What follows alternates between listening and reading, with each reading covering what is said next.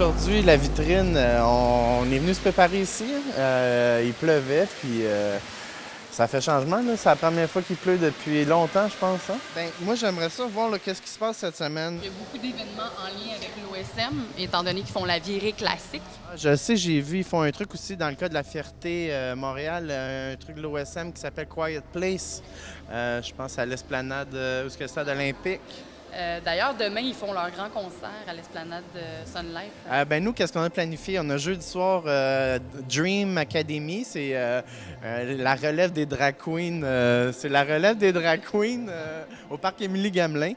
Vendredi, on s'en va à la ronde, en fait, avec deux drag queens. On va les suivre à travers la ronde pour un trip de drag. J'espère que les perruques vont tenir.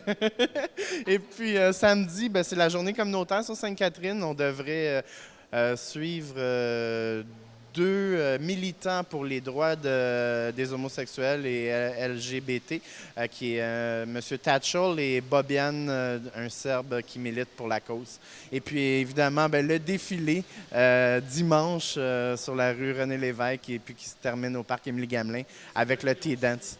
Bon, on est supposé suivre le maire Coderre dimanche et puis...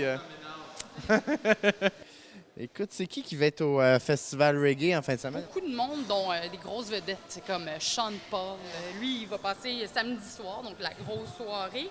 On a aussi Sanchez, qui est une grande vedette côté soul, R&B et aussi un peu dancehall. Il y a Marcia Griffith, qui est en fait une ancienne collaboratrice de Bob Marley.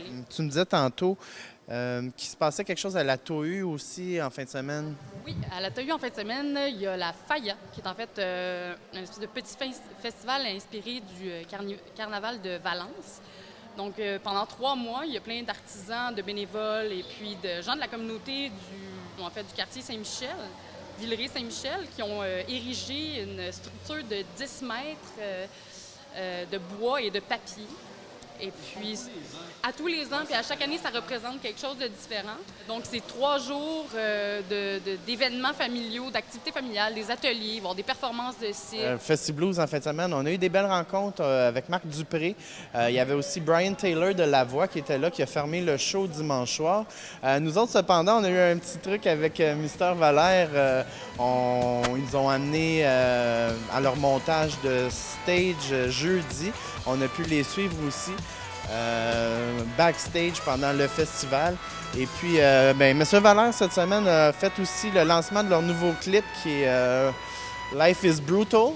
J'ai trouvé le clip assez provocateur, assez brutal, effectivement.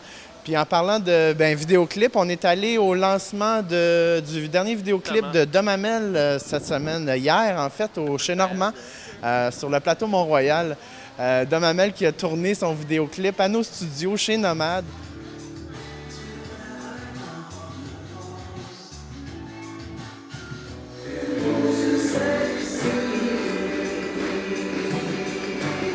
On a eu des belles rencontres encore une fois hier. Mardi, c'était aussi nos garage sessions dans le garage chez Nomade. On recevait 2 groupes, dont Milk and Bones, un petit groupe électropop, à saveur électropop. Et puis, on avait aussi Emily et Hodgen.